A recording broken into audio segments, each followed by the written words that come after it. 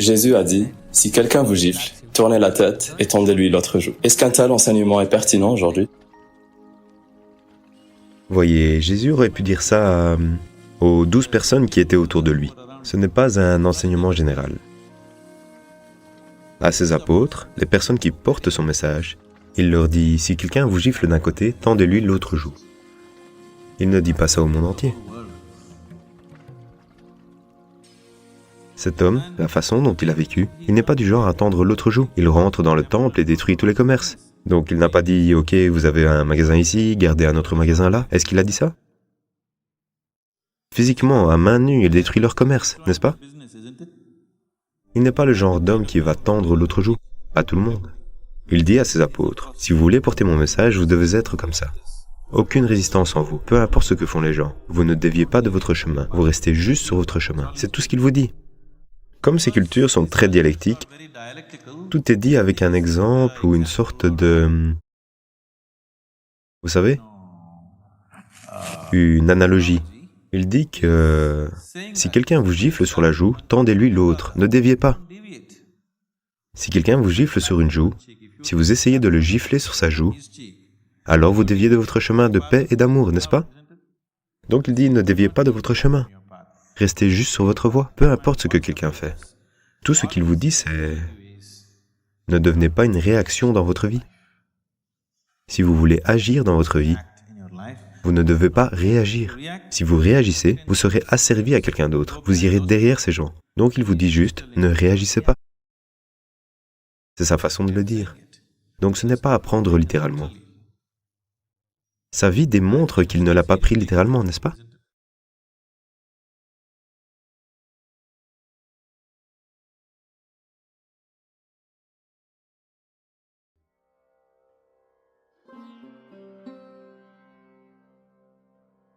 Le fait est que vous ne savez rien là-dessus. Ou en d'autres termes, vous mettez les pieds dans un abysse absolu. La peur n'est pas liée à la mort. La peur, c'est le manque de lumière sur la mort. La mort est une autre dimension de la vie. Une dimension qui n'est pas dans votre expérience.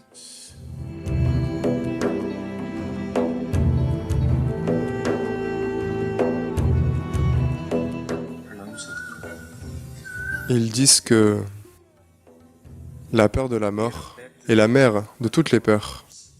Pourquoi est-ce le cas? Et comment la surmonter? Voyez, à la lumière du jour, quand vous pouvez voir clairement, si je vous demande de marcher de cet arbre à cet arbre, vous allez marcher, pas de peur. Tard dans la nuit, imaginons qu'on éteigne toutes les lumières et qu'on n'est qu'à un jour de la nouvelle lune, donc ce serait une nuit sombre. Si je vous demande de marcher de là à là, il peut y avoir de la peur. Pourquoi? Parce que vous ne pouvez pas voir où est votre prochain pas. Vous ne savez pas dans quoi vous mettez les pieds. C'est ça la peur. La peur n'est pas liée à la nuit. La peur est liée au manque de lumière. Comme il n'y a pas de lumière, ça veut dire que votre appareil visuel n'est d'aucune utilité. Tout à coup, il y a de la peur, parce que vous êtes incapable de savoir où sera le prochain pas. En ce qui concerne la mort, c'est une bonne journée pour vivre et mourir. En ce qui concerne la mort, peu importe le nombre de choses avec lesquelles vous vous êtes dupé, peu importe combien de livres sur la mort vous avez lus, Combien de choses vous avez entendues? Imaginez que l'instant suivant, c'est la mort. Vous ne savez rien là-dessus. Le fait est que vous ne savez rien là-dessus. Ou, en d'autres termes, vous entrez dans un abysse absolu. Vous entrez dans une dimension que vous êtes incapable de saisir. Vous ne pouvez pas la voir, vous ne pouvez pas l'entendre, vous ne pouvez pas la sentir, vous ne pouvez pas la goûter, vous ne pouvez pas la toucher. Ça veut dire que vous n'avez aucun moyen d'en savoir quoi que ce soit. Comme vous entrez dans quelque chose que vous ne pouvez pas voir, que vous ne pouvez d'aucune façon sentir, il y a de la peur. La peur n'est pas liée à la mort. La peur, c'est le manque de lumière sur la mort. Maintenant, la mort est-elle la mère de toute peur?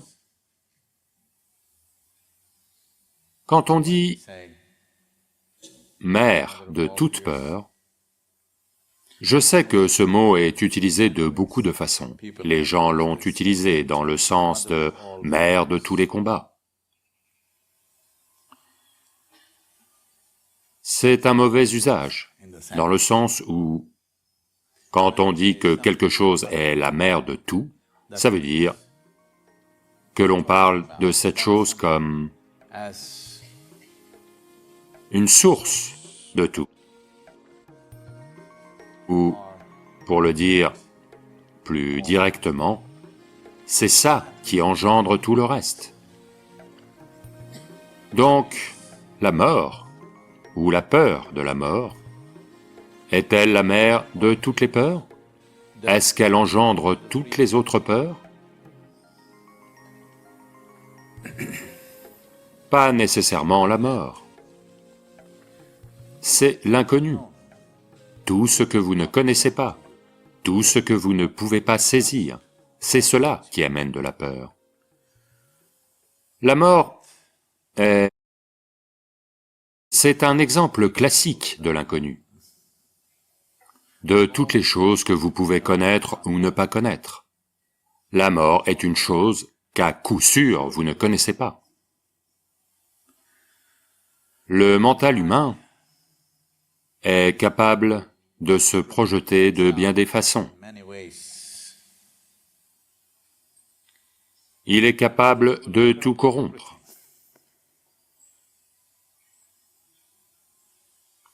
Mais la mort est restée en dehors du domaine et de la portée du mental humain. Peu importe la manière dont vous en parlez, les gens ne feront que mal comprendre parce que ils essaient de la comprendre à partir du contexte et de la dimension dans lesquelles ils sont. La mort est une autre dimension de la vie. Une dimension qui n'est pas dans votre expérience.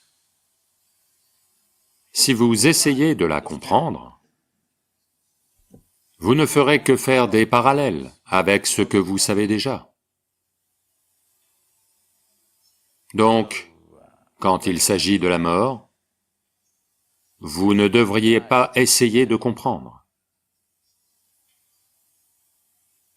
Vous ne pouvez la connaître que d'expérience. Et vous n'êtes pas prêt pour ça.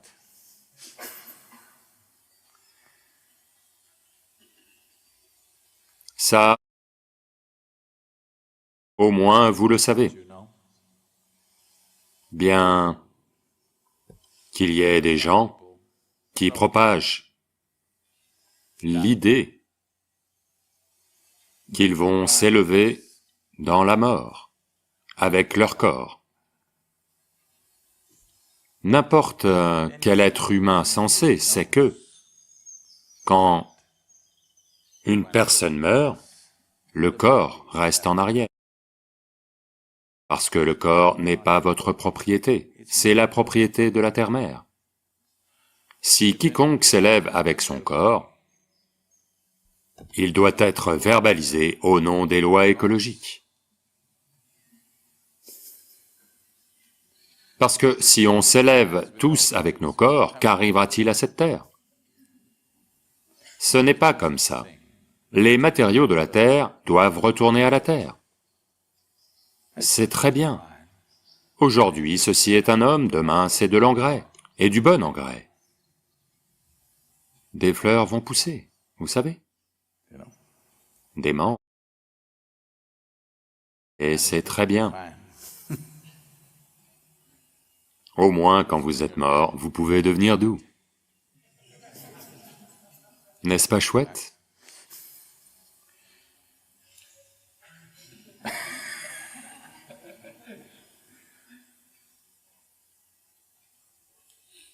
Quand l'homme s'en va, il devient une mangue.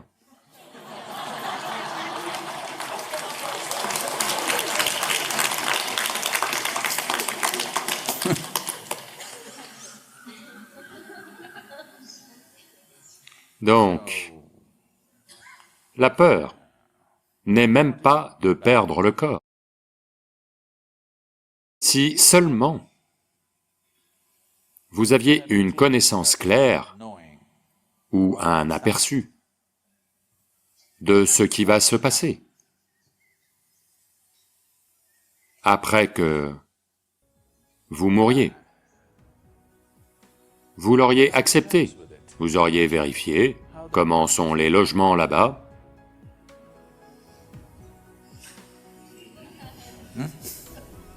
si c'est un peu mieux qu'ici, vous diriez « pourquoi pas ?»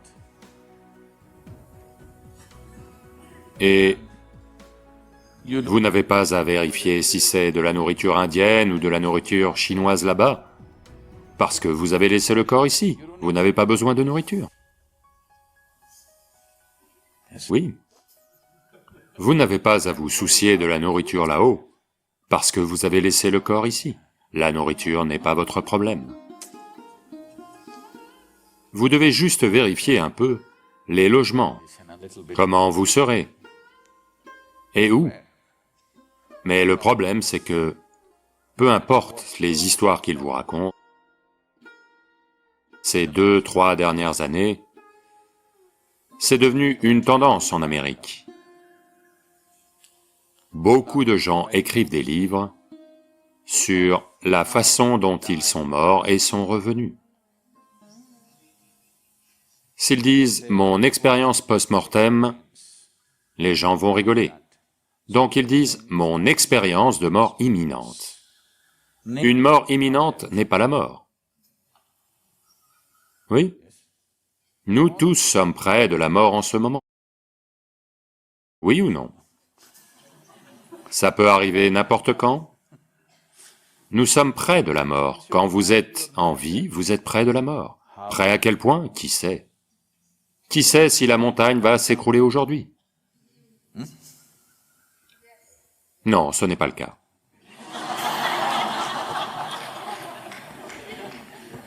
Mais aucune garantie. Il n'y a pas... C'est une montagne magnifique, d'accord? Elle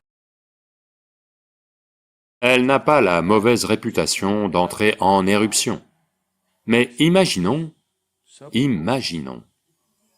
qu'elle choisisse d'entrer en éruption aujourd'hui. Que fait-on? On aime être au pied d'une montagne. Si elle décide d'entrer en éruption, que peut-on faire?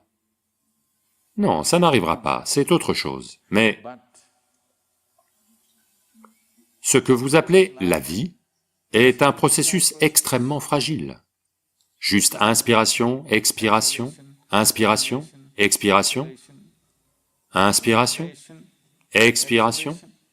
La prochaine inspiration n'a pas eu lieu. Pouf! Parti. Regardez juste. Tellement fragile. Parti? Oui ou non? Très fragile. C'est comme ça, un peu comme ça, pouf, parti. En même temps, voyez comme elle est robuste, combien de choses un homme peut faire. Mais tellement fragile. Ouf, elle peut s'en aller. Ne pensez pas qu'on doive vous tirer une balle dans la tête pour mourir. Beaucoup de gens boivent de l'eau et pouf, ils meurent. Ils mangent des nouilles, ils meurent. Oui. Simplement, quelqu'un va se coucher et il meurt juste là. Oui ou non?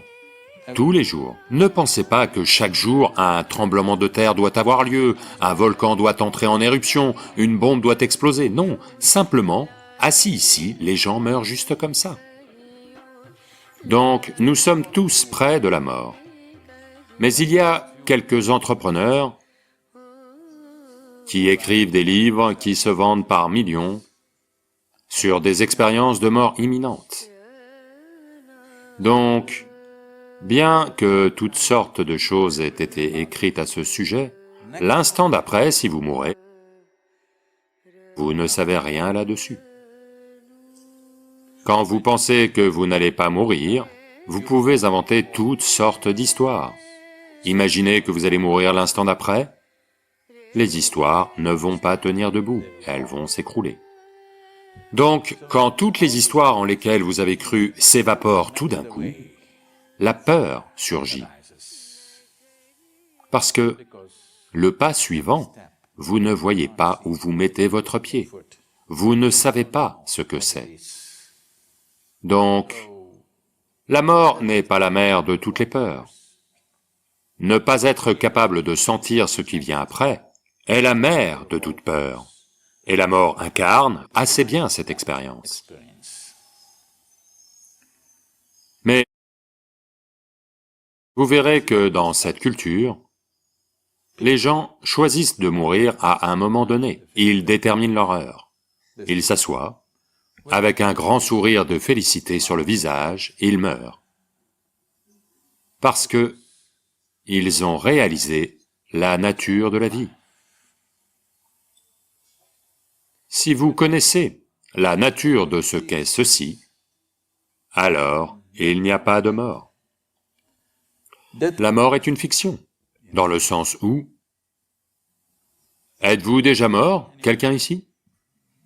Non, je ne parle pas d'une mort imminente, je parle de la vraie mort.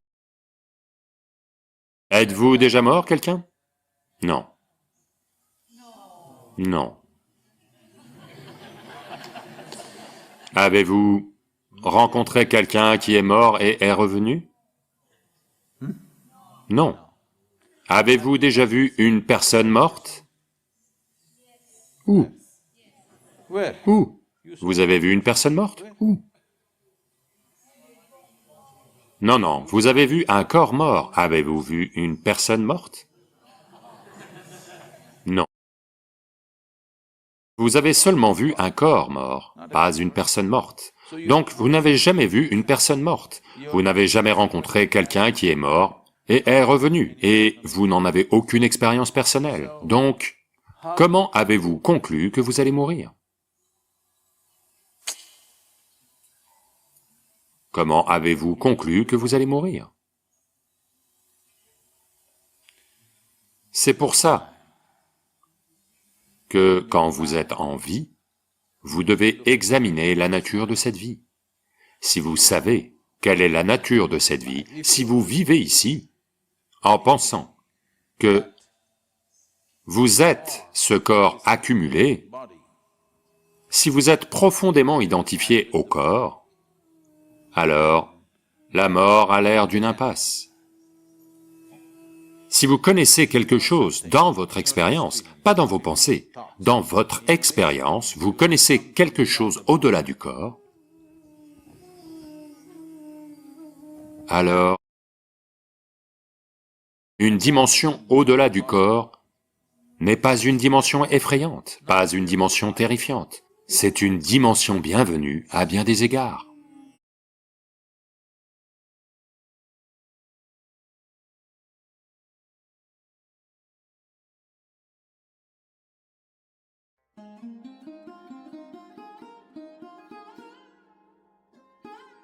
Pourquoi ne lancerais-je pas un nouveau parti? Vous ne m'avez pas demandé de rejoindre les partis existants, au moins c'est une bonne chose. Juste organiser les situations extérieures n'apportera pas le bien-être humain. Être en politique n'est pas par ambition personnelle, mais pour le bien-être de la nation. Quel symbole vous me donneriez?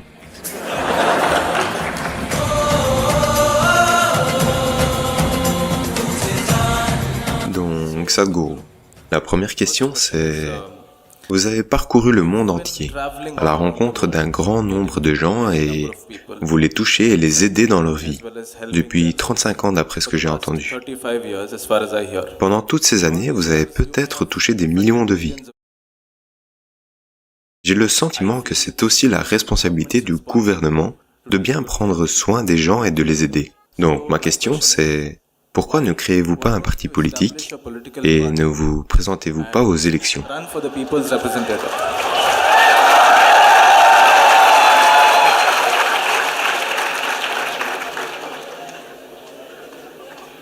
Eh bien, nous avons une perception très déformée de ce qu'est la politique, malheureusement. En grande partie dans le monde, particulièrement en Inde. Si vous faites quelque chose de mal, on dit « Oh, il fait de la politique ». Voyez dans quoi il essaie de me pousser. Mais la véritable perspective de la chose, c'est que le sujet de la politique, c'est de concevoir des politiques. Ça veut dire que vous fixez la direction pour la nation. Vers où la nation doit aller, ce qu'elle doit accomplir, où est-ce que les gens doivent arriver? Essentiellement, diriger le navire. Si vous voyez la nation comme un voyage, on va quelque part, quelqu'un doit faire le capitaine. Eh bien, je pense que c'est une des choses les plus importantes qui doit être faite dans le monde, de façon extrêmement responsable et sensée. Eh bien, malheureusement, beaucoup d'entre eux n'ont pas mérité cela, à tel point qu'aujourd'hui c'est devenu comme ça. Si on prononce le mot politique, on dirait qu'on parle de quelque chose de sale. C'est pratiquement comme ça.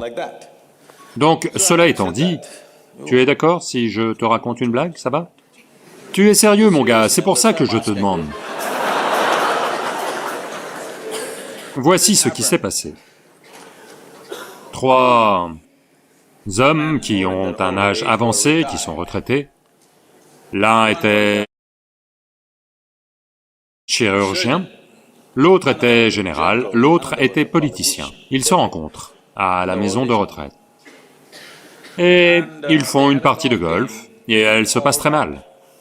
Alors ils se disent qu'au moins ils vont se raconter de bons ragots. Mauvaise partie, que faire? Au moins de bons ragots. Alors ils commencent et ils disent, le chirurgien dit, de toutes les professions, la plus importante c'est chirurgien. Parce que ce n'est qu'en coupant une côte d'Adam, pour en faire une femme, que tout ce monde a eu lieu. Donc, qu'est-ce qui peut être plus important que ça? Le métier de chirurgien est le métier le plus important au monde.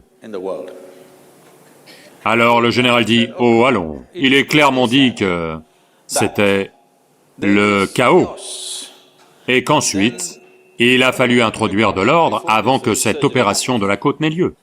Et qui d'autre qu'un général pour établir l'ordre? De toute évidence, nous étions avant vous, et c'est seulement parce qu'on a établi l'ordre que vous avez pu faire votre opération. » Le politicien dit, « Les gars, vous n'y comprenez rien. Et qui est-ce qui a créé le chaos? »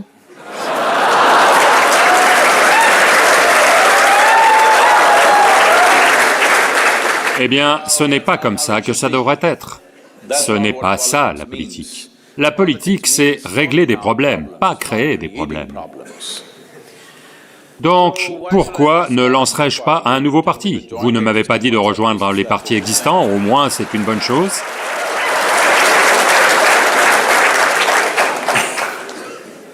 Donc on dirait que j'ai au moins 1000 votes ici. Mais cela ne vous mènera nulle part. Mais ce n'est pas la question. La question c'est cela. La vie humaine a 2 dimensions. L'une, c'est d'arranger les situations extérieures, ce qui est quelque part l'affaire des décideurs politiques. Et l'autre, c'est d'établir l'intériorité de l'être humain. Dans cette culture, on a toujours considéré qu'établir l'intériorité de l'être humain est bien plus important qu'arranger l'extérieur. Car peu importe à quel point vous l'arrangez bien, si vous n'êtes pas bien organisé en vous-même, votre vie sera quand même un désastre.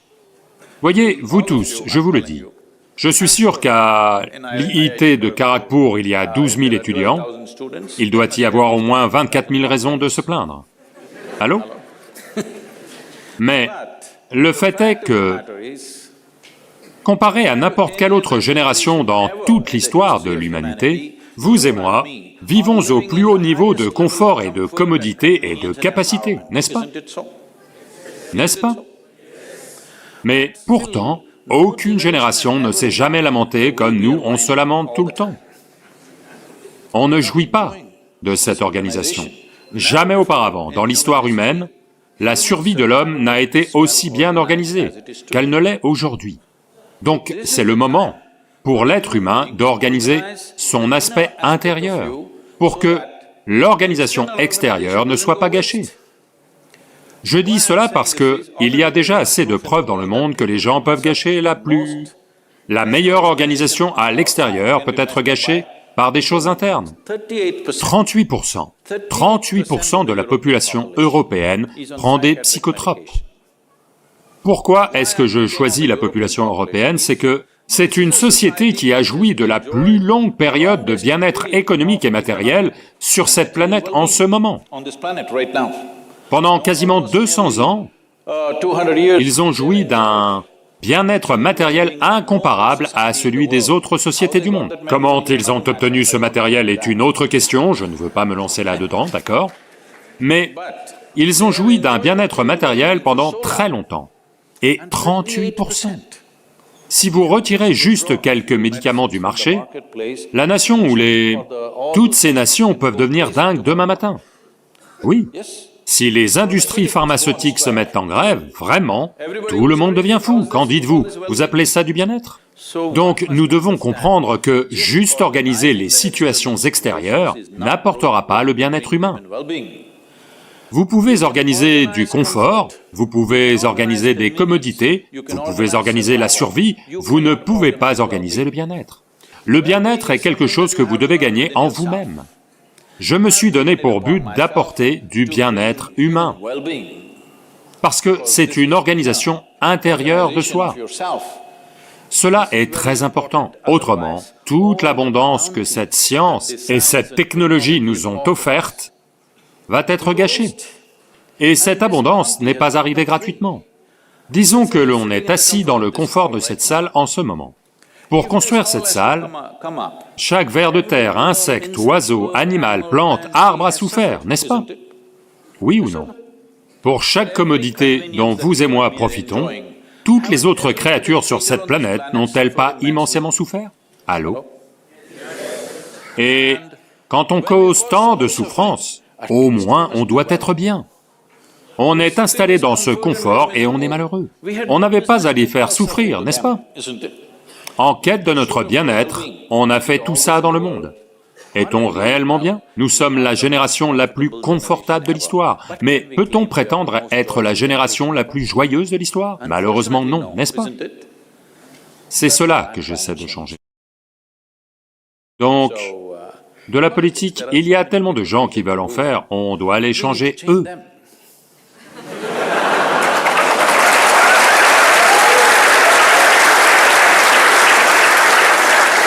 Que être en politique ne soit pas par ambition personnelle, mais pour le bien-être de la nation.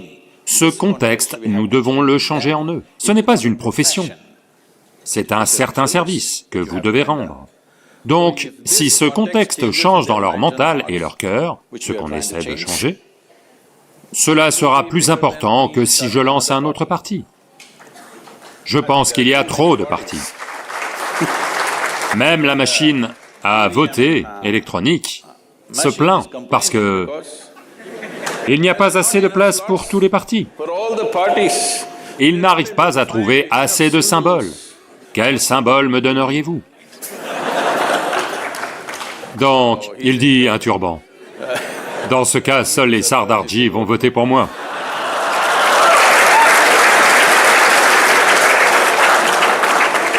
Donc, il n'y a pas besoin d'un parti politique de plus. Je dirais, il faudrait réduire le nombre de partis politiques dans le pays.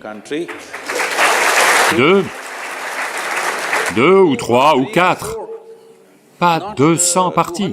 Ça ne fait que désorienter les gens, ils ne savent même pas pour qui voter. Comme votre tonton a lancé un parti, comment pouvez-vous ne pas voter pour lui? Vous ne connaissez pas son idéologie, vous ne connaissez pas sa politique, ce qu'est sa vision pour la nation, rien, mais c'est votre tonton. Donc si je commence, tous les millions de gens qui sont d'une façon ou d'une autre attirés par moi, ils ne sauront pas ce qu'est ma vision, pourquoi je veux lancer ce parti politique. Sadhguru, on va voter pour lui. Je ne veux pas créer ces bêtises.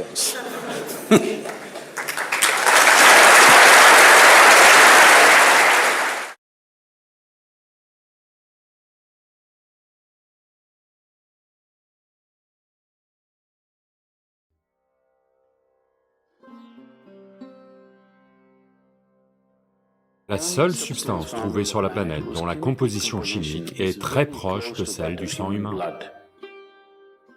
S'il est consommé cru, il a un certain type d'impact. S'il est consommé dans de l'eau froide, il a un autre type d'impact. Maintenir un certain équilibre chimique dans le sang, maintenir le sang pur, aura lieu à coup sûr. Un merveilleux régime alimentaire pour les enfants en termes d'amélioration de leur capacité intellectuelle.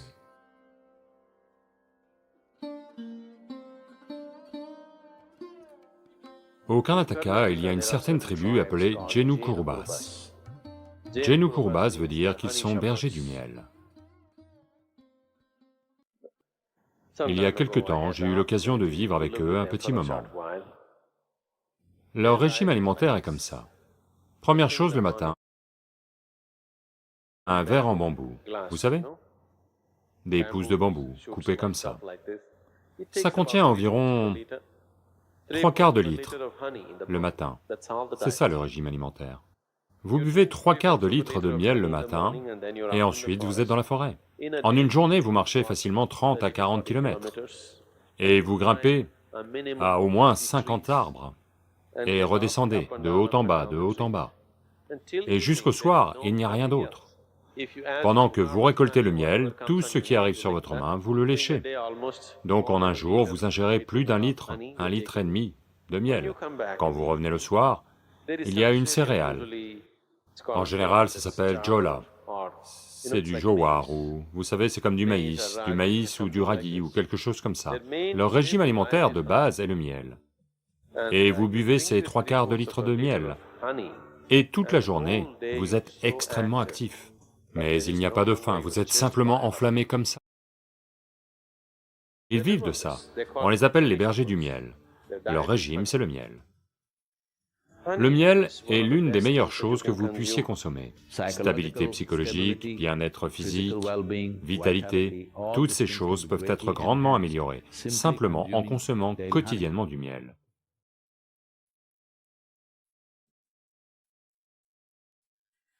Le miel est la seule substance trouvée sur la planète dont la composition chimique est très proche de celle du sang humain. Vous changez quelques petites choses, c'est presque comme du sang. Consommer quotidiennement du miel peut faire beaucoup pour votre santé, en particulier les gens qui ont des problèmes d'excès de mucus. C'est très bon pour votre cœur, c'est bon pour votre cerveau, ça maintient votre mental alerte, et c'est très énergétique. Donc consommer quotidiennement du miel peut faire beaucoup, en particulier si vous avez des enfants en croissance. Ils doivent consommer du miel quotidiennement. Ça contribuera beaucoup au développement de leur intelligence et tout. La courge cireuse aussi, la courge cireuse et le miel, ensemble, feront un régime merveilleux pour les enfants en termes d'amélioration de leur capacité intellectuelle.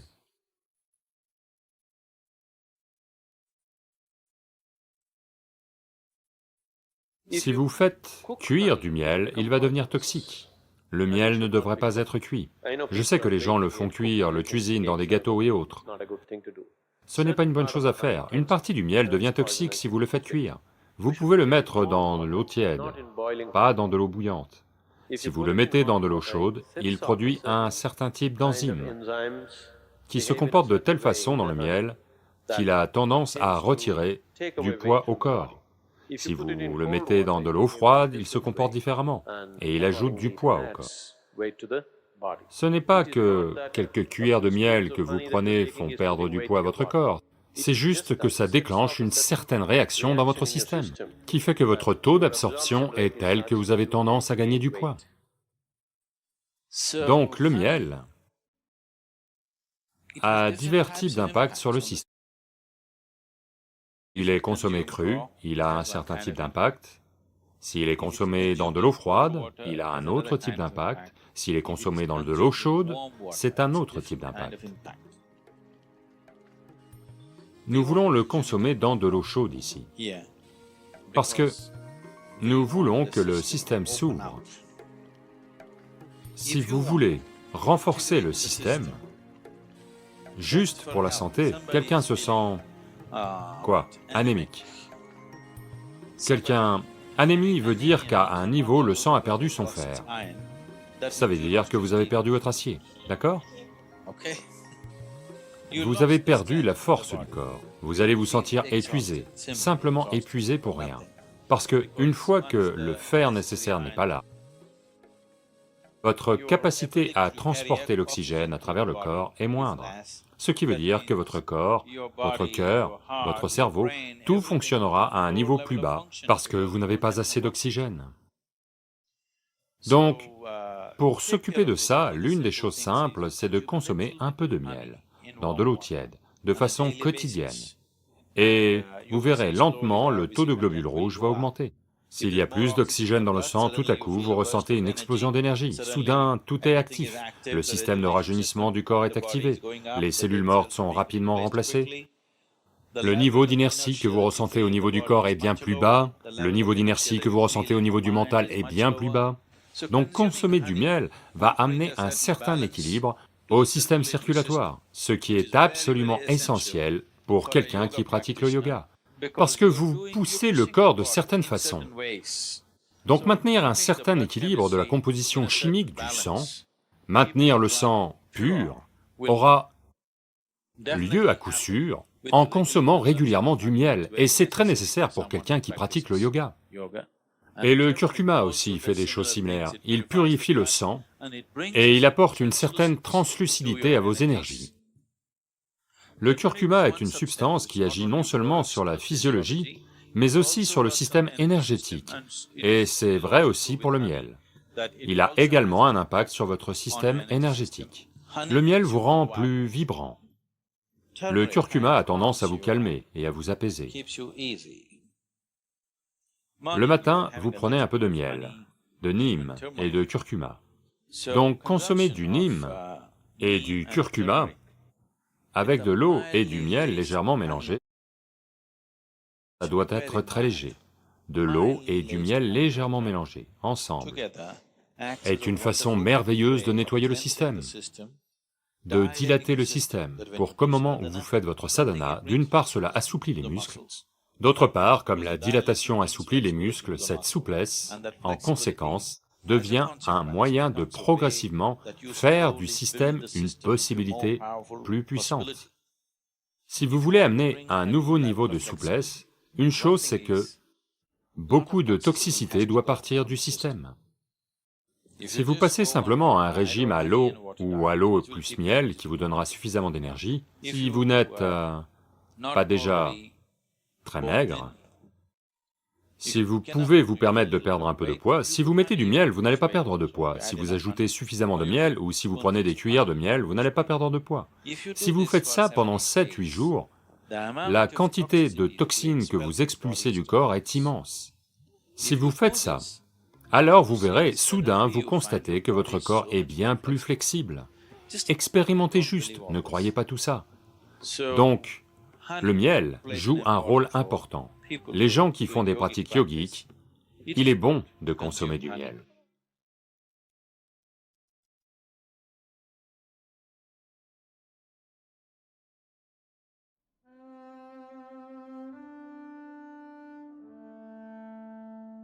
Namaskaram Sadhguru.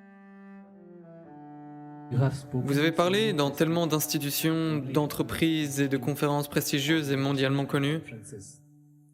Pourtant, il y a un segment de la presse à sensation qui est constamment contre vous et qui vous accuse des choses les plus insensées et les plus infondées. Pourquoi attirez-vous une critique aussi incendiaire, ce qui n'est le cas d'aucun autre leader spirituel dans le pays? Voyez, regardez comment je suis, c'est pour ça. Eh bien,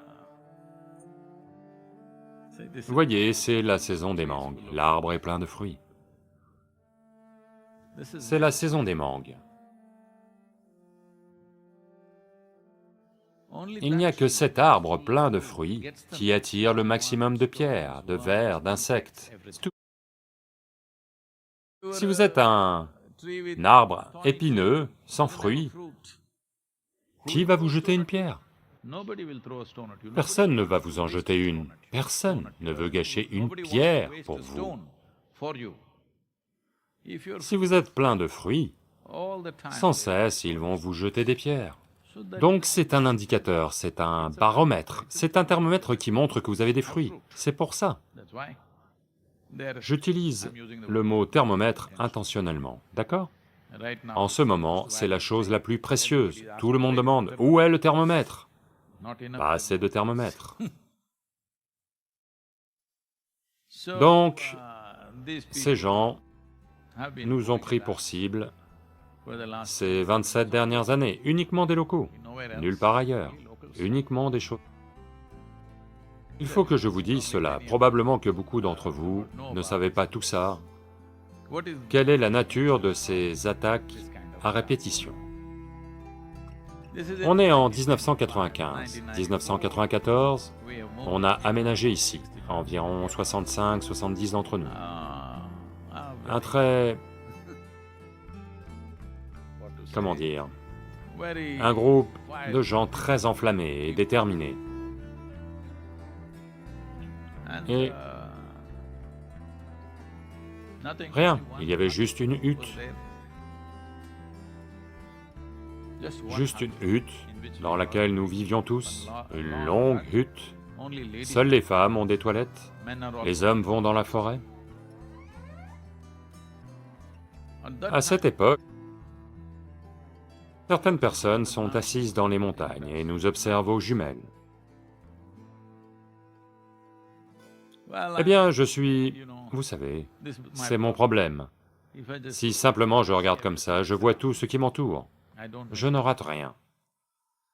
Ça aussi, ça crée beaucoup d'ennuis. Parce que si vous êtes aveugle, les gens vont être compatissants. Si vous pouvez voir, ils vous envient. Donc j'ai vu des jumelles flasher.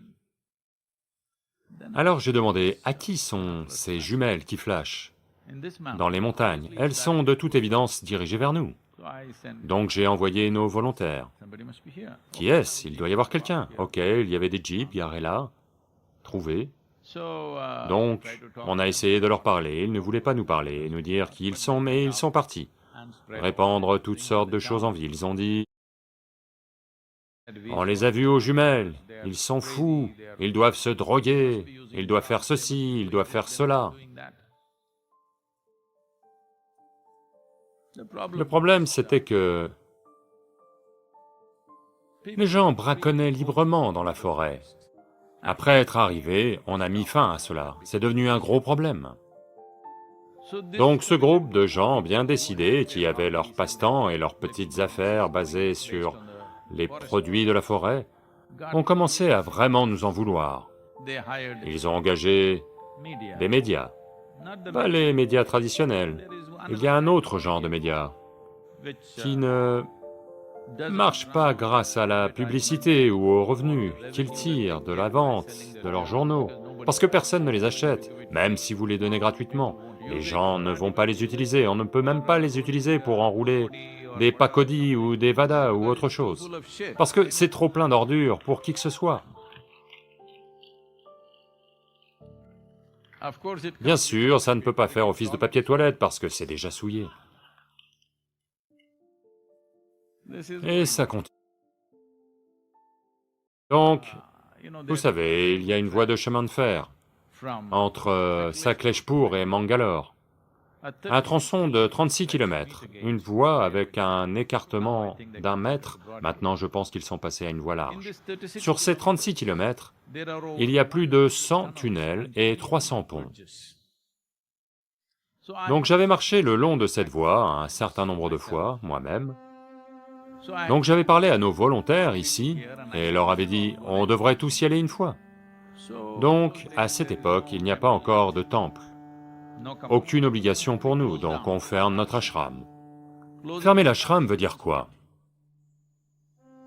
Il n'y avait aucune porte à fermer, juste une hutte, mais on a noué une corde. Il y avait des bâtiments en cours de construction, le bâtiment triangulaire était en cours de fabrication à l'époque, donc on a décidé qu'on allait partir pour une marche de 12 à 13 jours. Donc on est tous partis en laissant l'ashram. Vous ne pouvez pas imaginer cette époque, comparée à ce qu'on est devenu. On pouvait juste fermer l'ashram et partir. Donc on est parti marcher. On devait revenir au bout de 12 ou 13 jours. Le 9e ou 10e jour, les gens ont commencé à nous appeler parce que la presse parlait beaucoup de nous. Pourquoi? Parce qu'on a tué quelqu'un, on l'a enterré et on est tous partis. Eh bien, qui est-ce qu'on avait tué? On ne le savait pas. Ensuite, on est revenu. Il y avait des rumeurs dans tous les sens. Oh, ils ont tué quelqu'un et ils l'ont enterré dans la forêt, ils sont partis.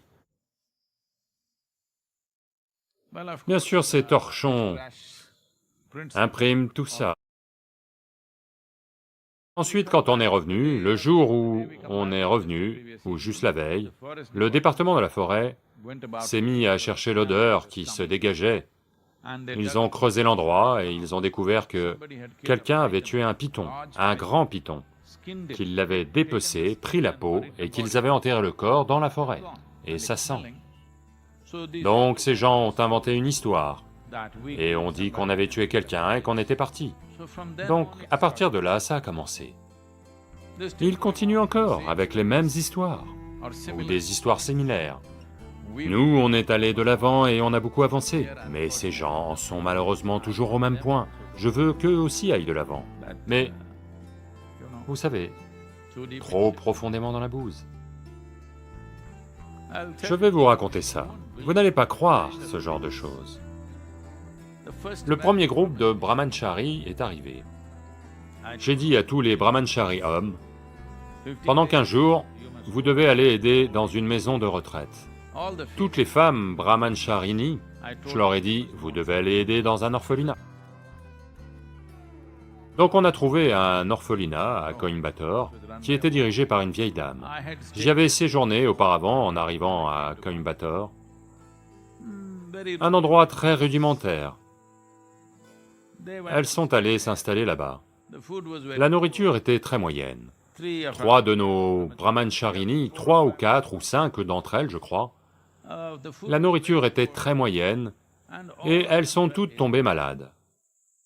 Elles avaient des vomissements et de la diarrhée. Donc 3 d'entre elles ont dû être admises dans une maison de repos du coin. Immédiatement, les mêmes médias écrivent. Alors, ces gens du centre Isha Yoga, ces brahmancharini, sont toutes venues se faire avorter dans une maison de repos. C'est ce genre de personnes, que faire avec eux? Ils vivent dans les ordures et vendent des ordures. Comme ça ne se vend pas bien, ils se sont aussi rendus compte que si une fois tous les 3 mois ils mettent ma photo en couverture, leur torchon se vend un peu. C'est leur gagne-pain. Quelle façon horrible de gagner sa vie. Je leur souhaite de trouver de meilleures façons de le faire. Donc ça n'a pas d'importance, parce que je me suis consciemment rendu comme ça. Vous pouvez soit m'aimer, soit me détester, vous ne pouvez pas être entre les deux. Parce que je n'aime pas les gens qui sont entre deux. Mais malheureusement, ces gens ne vous détestent même pas. Ils essaient juste de gagner leur vie, grâce à vous. Une existence de parasite.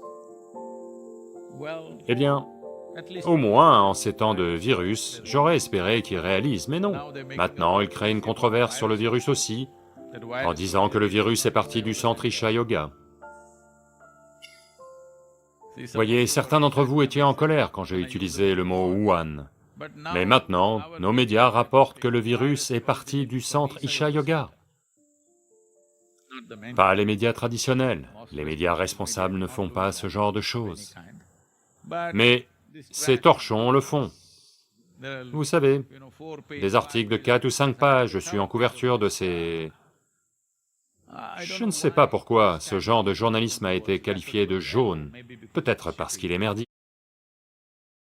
Donc je suis en couverture de ces magazines, une fois de plus.